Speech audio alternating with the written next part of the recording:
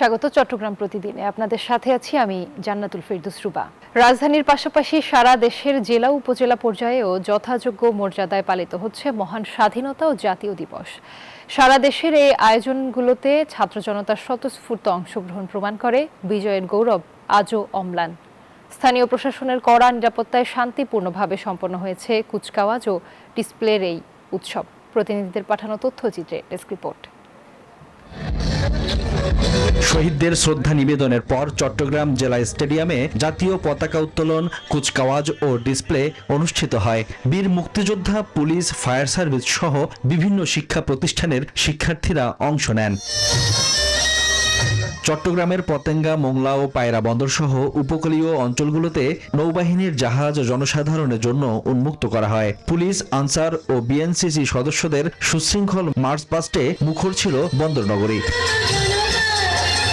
রংপুর জেলা প্রশাসনের উদ্যোগে রংপুর আবু সাইদ স্টেডিয়ামে জাতীয় পতাকা উত্তোলন, জাতীয় সঙ্গীত পরিবেশন, কুচকাওয়াজ ও শিক্ষার্থীদের ডিসপ্লে হয়।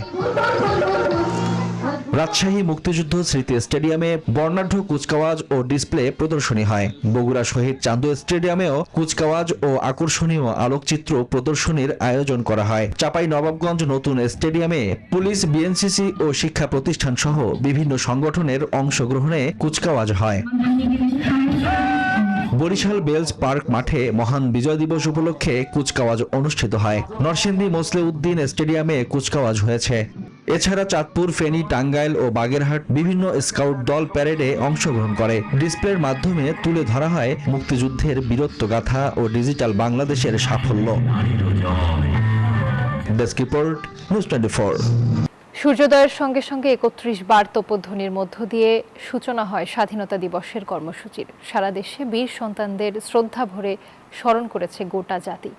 প্রতিনিধিদের পাঠানো তথ্যচিত্রে ডেস্ক রিপোর্ট। মহান স্বাধীনতা দিবসে বীর সন্তানদের শ্রদ্ধা ভরে স্মরণ করেছেন গোটা জাতি। সূর্যের আলো ফোটার আগ থেকেই দেশের স্মৃতিস্তম্ভগুলোতে সর্বস্তরের মানুষের ঢল নামে। চট্টগ্রাম নগরীর কাট্টলী স্মৃতিসৌধে শহীদদের স্মরণে সকালে ফুল দিয়ে শ্রদ্ধা নিবেদন করেন সরকারি বেসরকারি প্রতিষ্ঠানের মানুষ। ভ্রাতৃত্ববোধের বাংলাদেশ, ঐক্যবদ্ধ বাংলাদেশ, এটাই হোক আজকের প্রত্যাশা।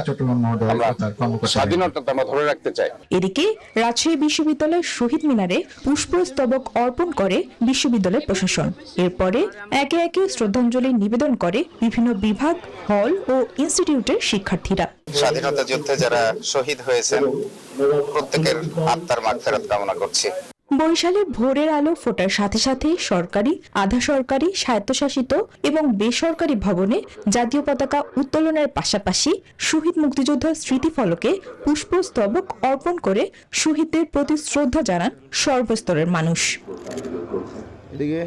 একইভাবে যশোর, পিরোজপুর ও পার্বত্য খাগড়াছড়িতে ৩১ বার তোপধ্বনির মধ্য দিয়ে স্বাধীনতা কর্মসূচি শুরু হয়। Desk report, news 24। দর্শক, স্বাধীনতা দিবস ঘিরে দিনব্যাপী চলছে নানা কর্মসূচির আয়োজন। এই বিষয়ে আরো জানাতে রাঙ্গামাটি থেকে যুক্ত হচ্ছেন সহকর্মী ফাতেমা জান্নাত মোমো। মোমো, আজকে কি কি কর্মসূচি নেওয়া হয়েছে জানাবেন? এখন কোনো আনুষ্ঠানিকতা চলছে কিনা? দিবস, জাতীয় দিবস, এই দিবসটিকে কেন্দ্র করে রাঙ্গামাটিতে বিভিন্ন খেলাধুলার আয়োজন করা হয়েছে। সকাল থেকে কুচকাওয়াজ, পুষ্পমাল্য অর্পণ থেকে শুরু করে নানা ধরনের কর্মসূচি পরিচালনা করেছেন রাঙ্গামাটি জেলা প্রশাসন। আমি আছি এখন রাঙ্গামাটি মারি স্টেডিয়ামে। মারি স্টেডিয়ামে একটু আগেই হয়ে গেল বালিশ প্রতিযোগিতা, এখন হবে ঝুড়িতে বল নিক্ষেপ। একই সাথে চলছে প্রীতি ম্যাচ এবং শিশুদের বিভিন্ন খেলাধুলা চলছে। নারী পুরুষ উভয়ে কিন্তু অংশগ্রহণ করেছেন এবং আনন্দ উপভোগ করছেন। আজকের দিনটাকে যারা সুন্দরভাবে পালন করছেন এবং নানা কর্মসূচি আয়োজন করেছেন তাদের সাথে একটু কথা বলতে চাই। স্বাধীনতা দিবস উপলক্ষে কি কি কর্মসূচি আয়োজন করেছেন? স্বাধীনতা দিবস উপলক্ষে আমাদের আসলে আজকে সূর্যোদয়ের সাথে সাথে আমাদের কর্মসূচি শুরু হয়েছে।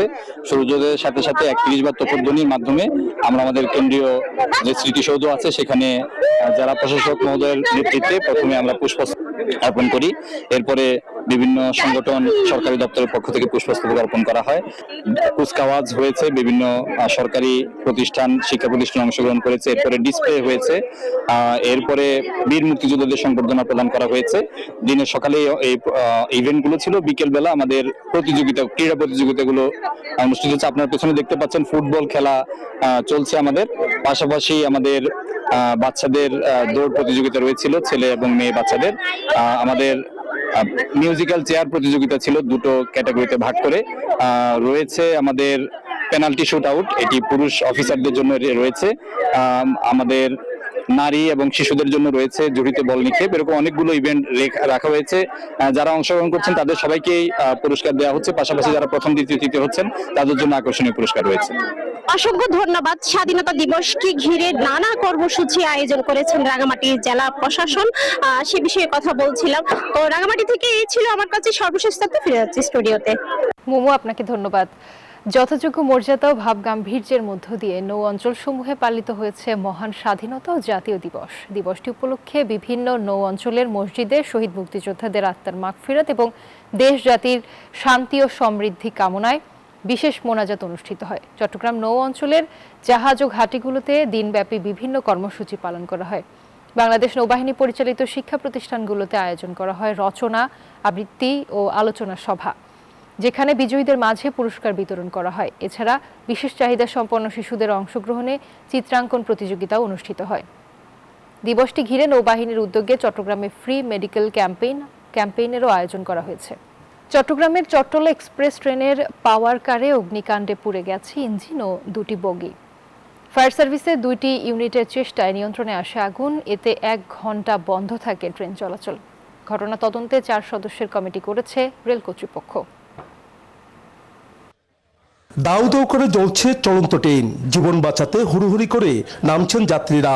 বৃহস্পতিবার সকালে চট্টগ্রামের ফৌজদারহাটের বিএমএ গেট এলাকায় ঢাকাগামী চট্টলা এক্সপ্রেস ট্রেনের পাওয়ার কার বা জেনারেটর রুমে লাগা আগুনের ভয়াবহতার দৃশ্য এটি।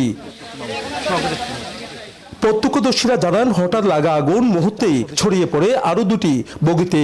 যাত্রীদের মধ্যে আতঙ্ক ছড়িয়ে পড়ে, অনেকেই দ্রুত কোচ থেকে নেমে নিরাপদ স্থানে সরে যান।